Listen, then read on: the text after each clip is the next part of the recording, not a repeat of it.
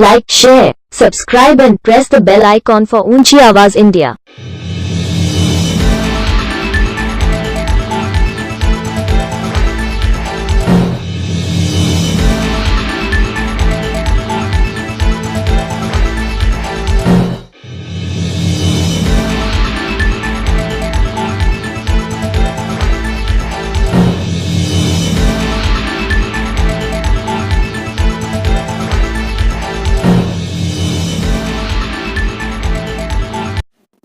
नाजरीन, ऊंची आवाज इंडिया में आपका इस्तकबाल है।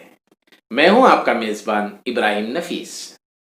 अड़े थे जिद पे कि सूरज बना के छोड़ेंगे, अड़े थे जिद पे कि सूरज बना के छोड़ेंगे, पसीने छूट गए एक दिया बनाने में।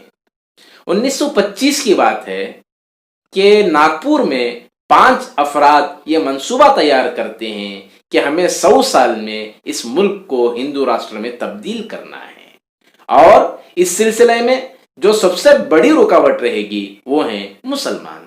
लिहाजा मुसलमानों की नस्ल कशी का एक मंसूबा तैयार किया जाता है और हर मामले में मुसलमानों को पीछे ढकेलने की साजिशें शुरू हो जाती हैं। चाहे वो मैदान तालीमी मैदान हो, चाहे वो सियासी मैदान हो, चाहे वो तिब्बी मैदान हो, चाहे वो कोई दूसरा मैदान, लेकिन हर मामले पर मुसलमानों को पीछे ढकेलना एक रिवायत बन जाती है। नाजरीन, इस सिलसिले में आपको मालूम होगा कि अभी हाल ही में 10 तारीख को शहर बेंगलोर की बीबीएमपी का टर्म खत्म हो जाता है और मियाद मुकम्मल हो जाती है। होना तो चाहिए ये था कि मियाद की तकमील से पहले, मियाद मुकम्मल होने से पहले कारपोरेटर इलेक्शन का ऐलान कर दिया जाता और उस खुसूस में तैयारियों का आगाज कर दिया जाता। लेकिन मुसलमानों को निशाना बनाकर कई मुस्लिम हलकों को इस तरह तरतीब दे दिया गया कि उनके वार्डों को बिल्कुल मुसलमान वहां खड़े होकर जीतना या इलेक्शन में शामिल होना, इलेक्शन लड़ना तकरीबन नामुमकिन सा नजर आ रहा है। ऐसे कई हलके हैं जिनको हदबंदी में और डिलिमिटेशन के नाम पर उन हलकों को काट दिया गया है।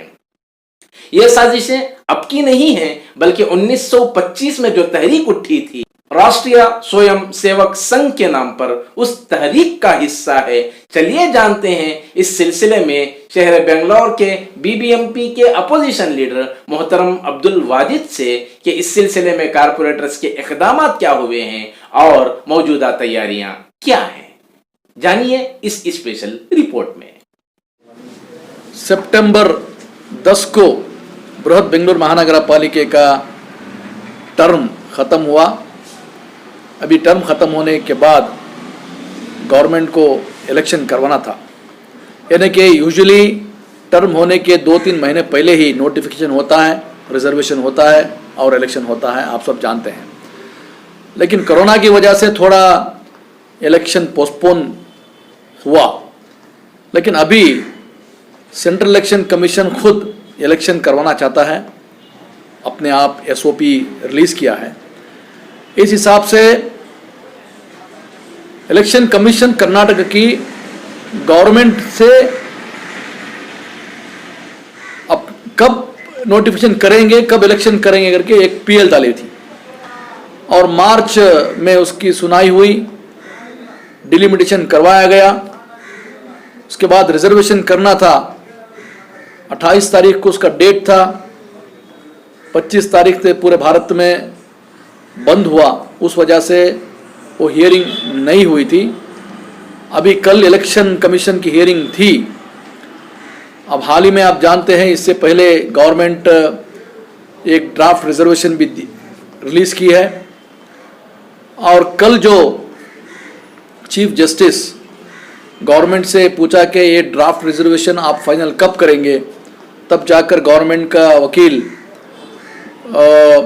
15 दिन का टाइम मांगा है, यानी कि 15 दिन के बाद उन लोगों को फाइनल रिजर्वेशन देना है, उसके बाद शायद इलेक्शन होगा। हम खुद इलेक्शन के करवाओ, on time election should be done as per the democracy करके बोल के मैं और हमारा एक पार्टी लीडर शिवराज ये कोर्ट में पीएल डाले हुए थे। उसकी सुनाई आज थी और चीफ जस्टिस ने कहा कल ही मैं इसके बारे में इलेक्शन कमीशन का पिटीशन के बारे में मैं डेट दिया हूँ। ये मैटर सेम है, तो इस वजह से दोनों मिलाकर अगले महीने 12 तारीख को डेट दिया है।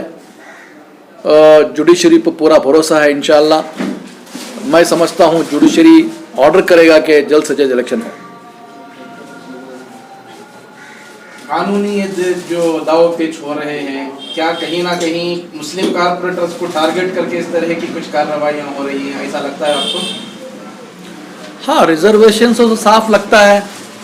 देखिए, बेंगलोर जैसी शहर में 20 या 25% की आबादी मुसलमानों की है, यानी कि 198 वार्ड्स में मैं समझता हूँ 40 से 45 लोग मुसलमान कारपोरेटर होने चाहिए। लेकिन 2010 के डिलिमिटेशन में ही बहुत से मुसलमानों को काटा गया, उनके वार्डों को डिवाइड किया गया।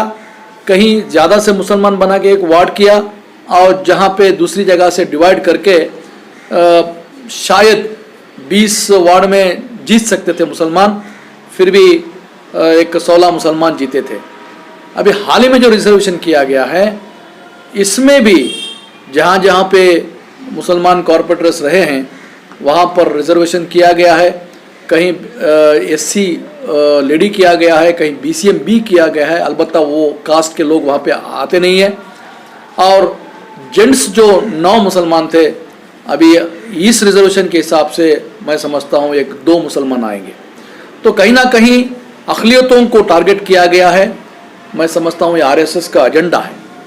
इस पर ऑब्जेक्शन डालने के लिए वक्त दिया गया था, तो कुल कितने ऑब्जेक्शन हुए हैं और फिर उसकी क्या सूरत है, इसका कोई नक्शा आपके पास है? अभी 8 दिन में शायद 900 ऑब्जेक्शंस आए हुए हैं। अब 900 ऑब्जेक्शंस आए हुए हैं करके कोर्ट में इन्होंने टाइम मांगा है, और जज भी उनको 15 दिन का टाइम दिया है। 15 दिन में ये ऑब्जेक्शन को देख के आगे क्या करना है, फाइनल करना है, वो गवर्नमेंट करती है। उम्मीद है कि गवर्नमेंट फाइनल रिजर्वेशन अनाउंस करे, और जहाँ पे अक़लियतों को लेडीज़ किया गया है वहाँ पे थोड़ी अदल बदल करें और जेंट्स को लेकर आएँ, ये मैं उम्मीद करता हूँ। गवर्नमेंट को तो इलेक्शन करवाना नहीं है। आज गवर्नमेंट और बीबीएमपी जो बीजेपी की थी पूरी तरह से फेल हुई है, ख़ासकर कोरोना के हिसाब में। जो कोरोना जो आया, जो 4-5 महीनों में, जो अभी भी कोरोना चल रहा है, आज तक उसकी भरपाई नहीं हुई है और ठीक से काम भी नहीं हुआ है। लोग नाराज़ हैं, ये खुद जानते हैं कि अगर आज इलेक्शन होगा तो हार जाएंगे। इस वजह से बहाने ढूंढ रहे हैं और इलेक्शन को पोस्ट करने की कोशिश कर रहे हैं। गवर्नमेंट अभी तक चुप बैठी थी। सडनली कोर्ट का जो मैटर आ रहा है करके इन्होंने रिजर्वेशन ड्राफ्ट कॉपी अनाउंस कर दिया है, किसी को चर्चा में नहीं लाए।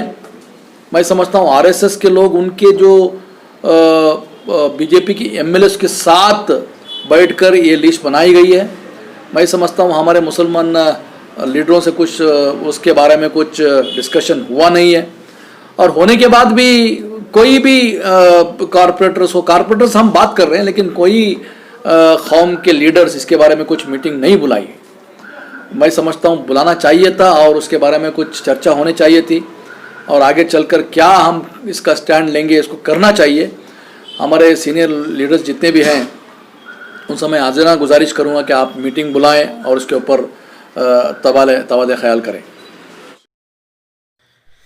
नाजरीन, हमारी ये रिपोर्ट आपको कैसी लगी हमें ज़रूर इत्तला करें, और अभी तक आपने हमारा चैनल सब्सक्राइब नहीं किया है तो सब्सक्राइब कर लें और नीचे घंटी के बटन को दबाएं ताकि हर नोटिफिकेशन आप तक बराबर पहुंचे।